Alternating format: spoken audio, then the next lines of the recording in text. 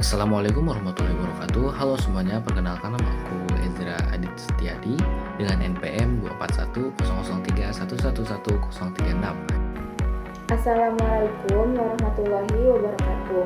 Perkenalkan, nama saya Nadine Pinky Adiatma dari jurusan Manajemen Kota dengan nomor NPM 2410031111021.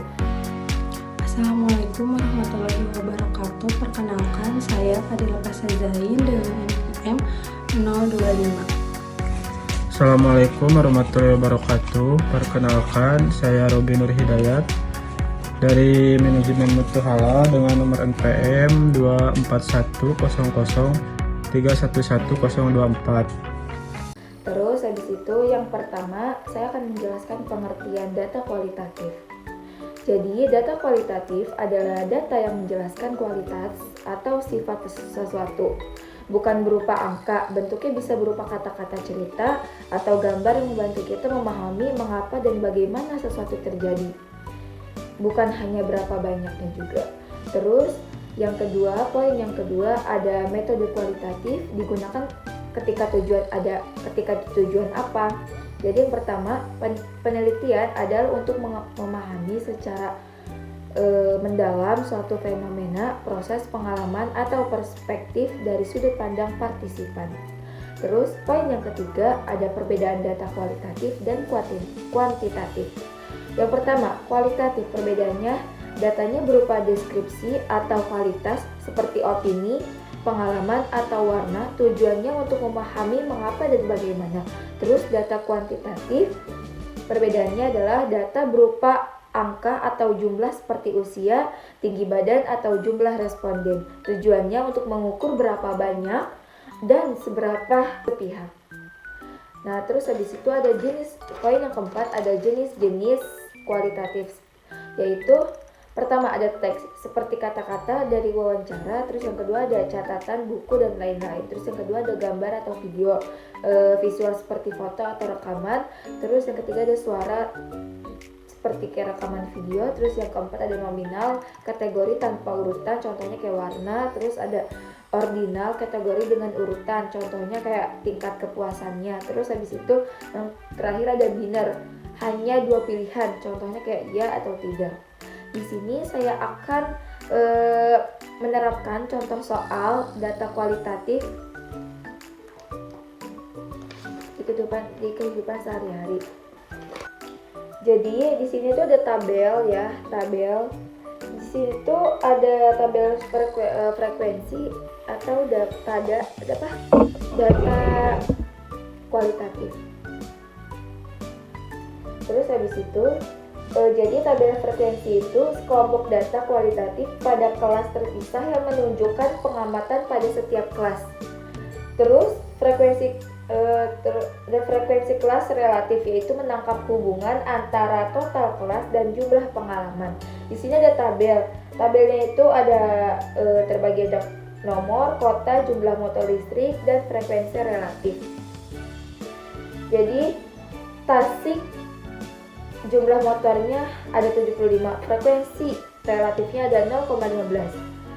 Bandung jumlah motor listriknya ada 100, frekuensi relatifnya ada 0,20. Yang ketiga ada Jogja, jumlah motor listriknya ada 125, frekuensi relatifnya ada 0,25. Yang keempat ada Surabaya, jumlah motor listriknya 100, frekuensi relatifnya ada 0,20.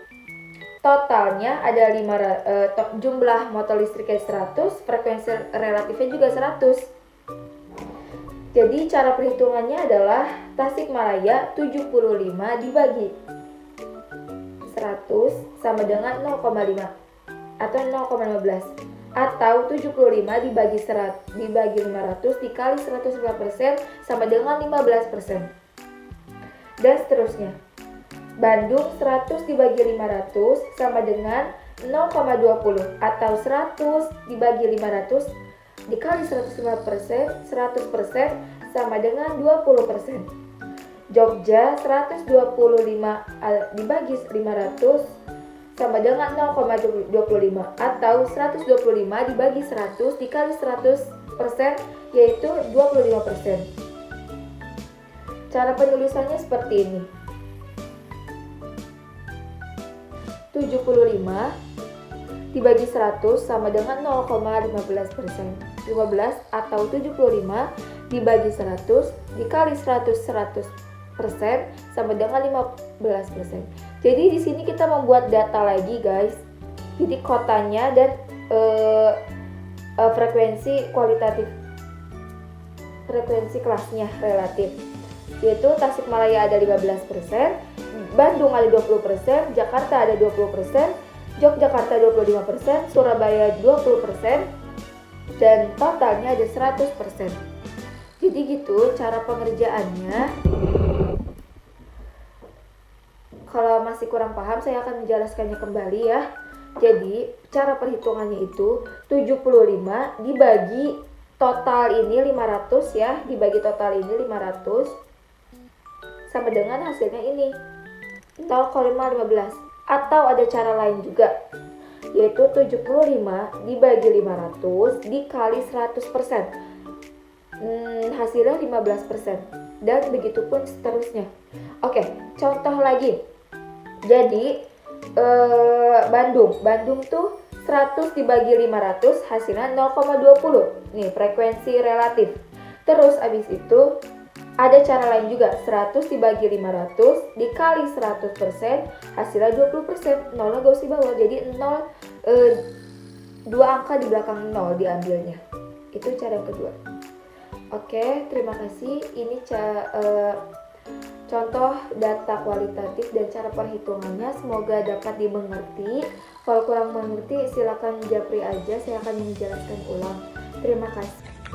Baik, di sini saya akan sedikit menjelaskan materi grafik. Diketahui data hasil nilai ulangan matematika dari 40 siswa kelas 10 sebagai berikut. Dengan nilai 60 sampai 64 dengan frekuensi 3, 65 sampai 69 dengan frekuensi 5, 70 sampai 74 dengan frekuensi 10, 75 sampai 79 dengan frekuensi 12, 80 sampai 84 dengan frekuensi 7, 85 sampai 89 dengan frekuensi 3. Berdasarkan tabel di atas, yang ke-1, buatlah diagram batang dari data tersebut. Yang kedua, tentukan nilai modus dari data tersebut. Baik, di sini saya akan menjelaskan tentang diagram batang. Berikut saya buatkan deskripsi grafisnya.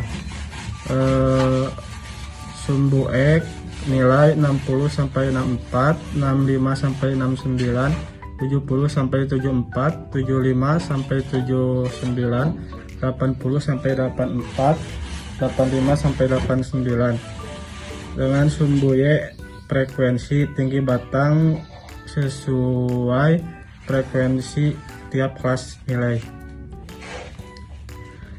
Baik, di sini saya akan sedikit menggambarkan diagram batangnya. Buat diagram batangnya mengikuti kelas nilai untuk di sumbu X, sedangkan sumbu Y mengikuti nilai frekuensi. Yang kedua, menentukan modus. Rumus nilai modus pada tabel distribusi M0 sama dengan L F1 kurangi F0 kali P tambah 2F1 kurangi F0 kurangi F2. M0 sama dengan L tambah F1 kurangi F0 kali P, 2F1 kurangi F0 kurangi F2. Untuk keterangan, L sama dengan tepi bawah modus, F1 sama dengan frekuensi kelas modus, F0 sama dengan frekuensi kelas modus, F2 sama dengan frekuensi setelah kelas modus, P sama dengan langkah panjang, P sama dengan panjang kelas. Untuk langkah kelas modus sama dengan kelas dengan frekuensi tinggi sama dengan 75 sampai 79, frekuensi 12. L sama dengan 74,5 tepi bawah kelas modus, F1 sama dengan 12, F0 sama dengan 10 kelas sebelum sama dengan 70 sampai 74. F2 sama dengan 7 kelas setelah sama dengan 80 sampai 84. P sama dengan 5.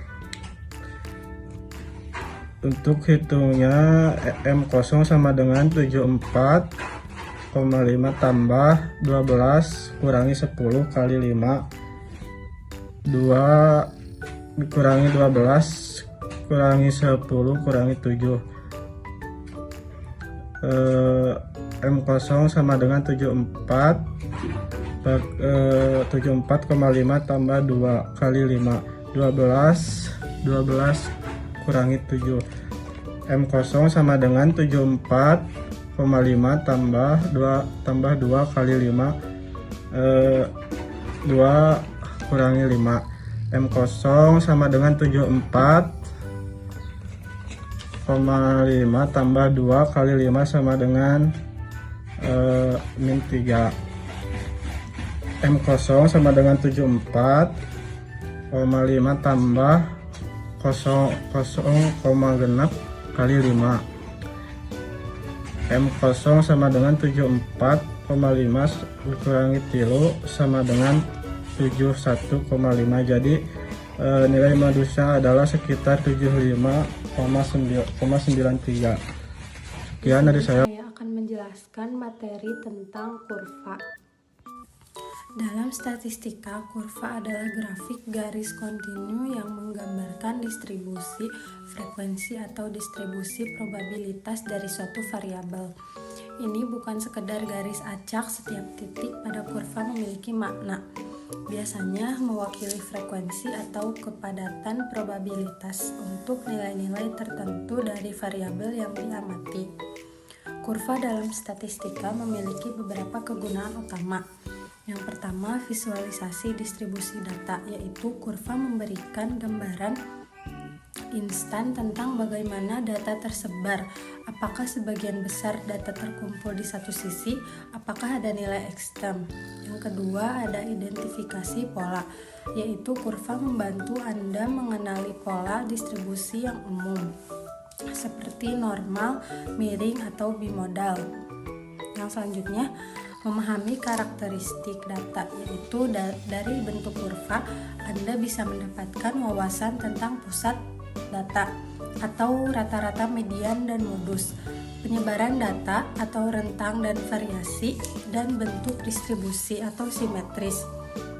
Yang dasar untuk referensi statistik, yaitu banyak metode inferensi statistik seperti pengujian hipotesis dan estimasi interval kepercayaan, didasarkan pada asumsi tertentu tentang bentuk distribusi data yang seringkali digambarkan oleh kurva. Membandingkan distribusi, Anda bisa membandingkan distribusi 2 atau lebih set data dengan melihat bentuk kurva masing-masing. Di sini saya akan menjelaskan contoh soal dari kurva distribusi normal. Rata-rata nilai ujian matematika dari 100 siswa adalah 70 dengan simpangan baku atau standar deviasi sebesar 10. Nilai-nilai tersebut mengikuti distribusi normal. Pertanyaannya, berapa banyak siswa yang mendapat nilai lebih dari 80? Rumus dari kurva distribusi adalah seperti di buku ini. Cara pengerjaannya, Z sama dengan 80 kurangi 70 per 10. 80 kurangi 70 ini adalah simpangan baku atau standar deviasi, sama dengan 10 per 10 sama dengan 1. Dari tabel distribusi normal, nilai Z sama dengan 1 memiliki luas di bawah kurva sama dengan 0,8413. 1 dikurangi 0,8413 sama dengan 0,1587. Jadi jumlah siswa 0,1587 kali 100 sama dengan 15,87 sama dengan 16 siswa. Jadi siswa yang mendapat nilai lebih dari 80 adalah 16 orang. Yang selanjutnya ada kurva Euclid. Sebuah kelas melakukan ujian matematika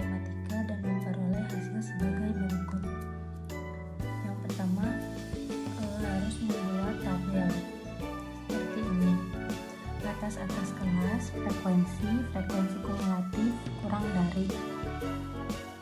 Lalu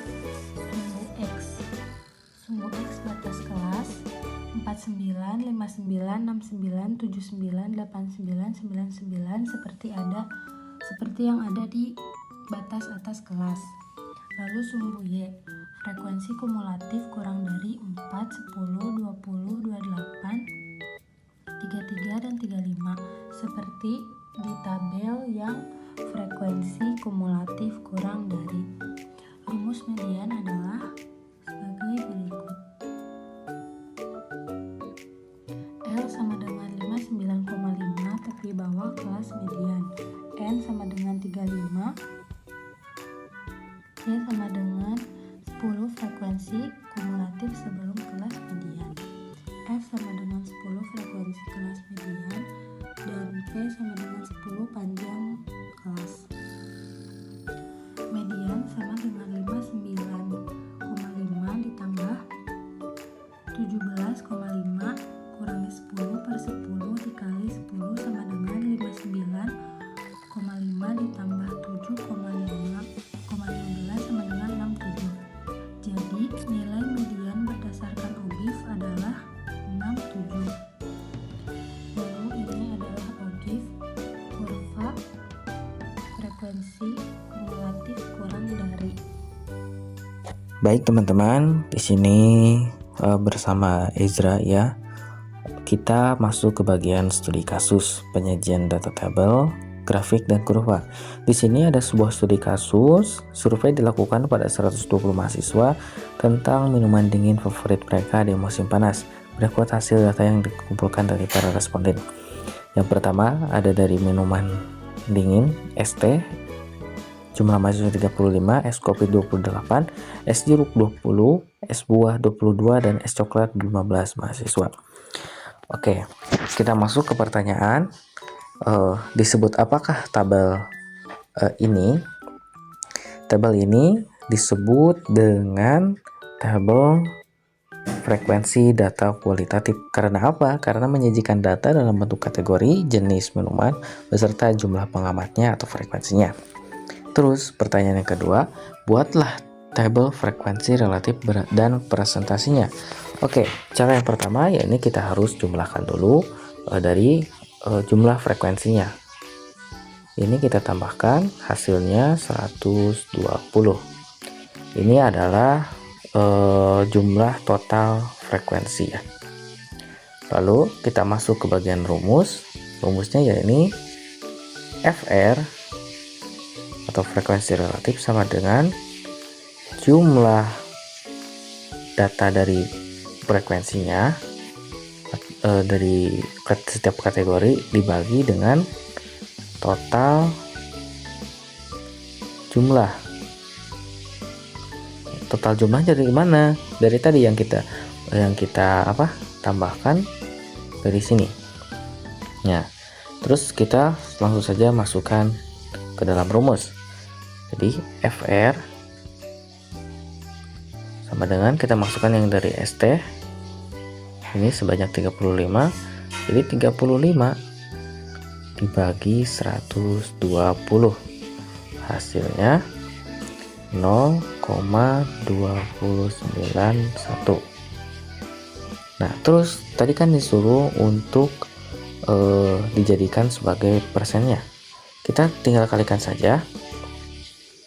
0,291 dikali 100%. Hasilnya 29,1%.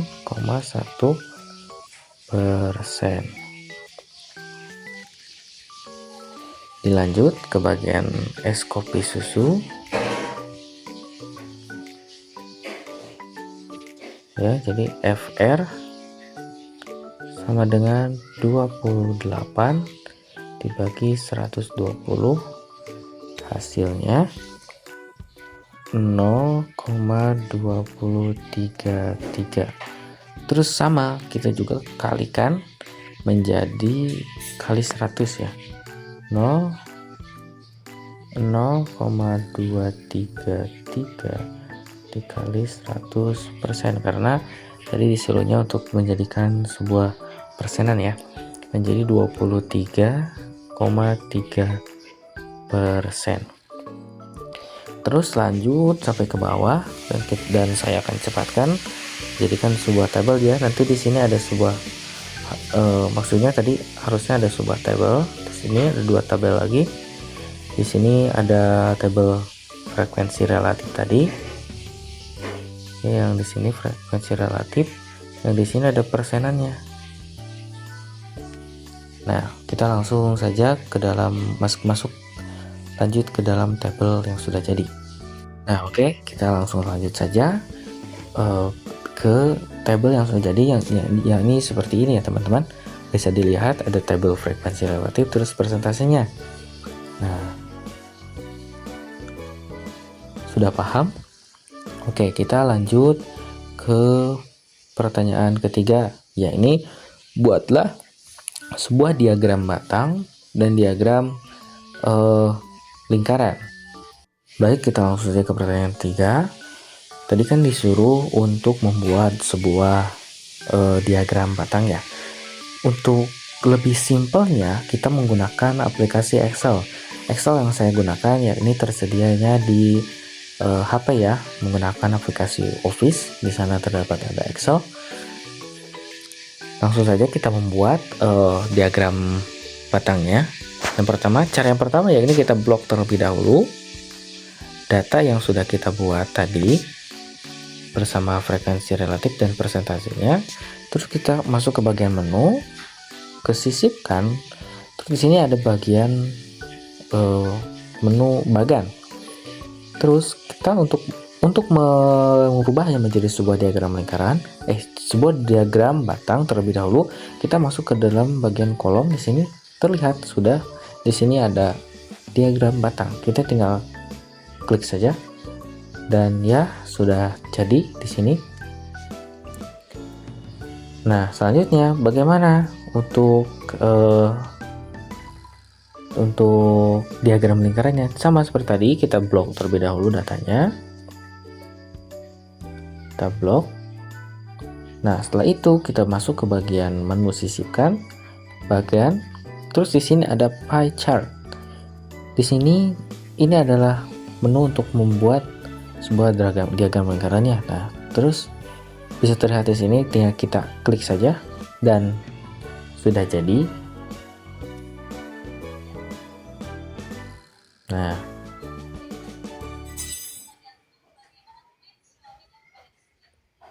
Nah, mungkin seperti ini ya teman-teman, untuk membuat sebuah diagram batang maupun lingkaran di sebuah aplikasi Excel. Di sini seharusnya sudah ada tertera persen-persennya ya, dikarenakan ini dari sebuah Excelnya dari sebuah handphone. Jadi untuk fitur-fiturnya ada keterbatasan dibandingkan dengan yang ada di laptop, karena yang di handphone ini perlu untuk adanya berlangganan terlebih dahulu. Kalau di laptop insya Allah semuanya sudah tersedia ya teman-teman. Mungkin segitu saja dari studi kasus yang bisa saya sampaikan. Mohon maaf apabila ada kekurangan dalam penjelasan. Bila ada yang tidak mengerti, mohon di komen saja. Mungkin kita bisa memberikan penjelasan lebih lanjut.